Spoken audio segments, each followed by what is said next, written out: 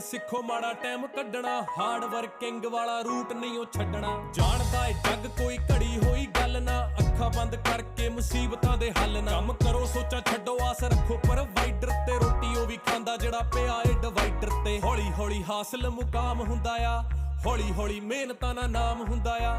ਪਹਿਲਾਂ ਪਹਿਲਾਂ ਹਰ ਬੰਦਾ ਆਮ ਹੁੰਦਾ ਆ, ਦੁਨੀਆਦਾਰੀ ਚੋਂ ਜੋ ਤਰਾਸ਼ ਬਣਦੇ, ਆਪਣੇ ਤੇ ਰੱਖ ਵਿਸ਼ਵਾਸ ਬਣਦੇ। ਹੋਏ ਆਮ ਜਿਹੇ ਮੁੰਡੇ ਵੀ ਨੇ ਖਾਸ ਬਣਦੇ, ਆਮ ਜਿਹੇ ਮੁੰਡੇ ਵੀ ਨੇ ਖਾਸ ਬਣਦੇ। ਅਸੀਂ ਆਮ ਜਿਹੇ ਮੁੰਡੇ ਹੀ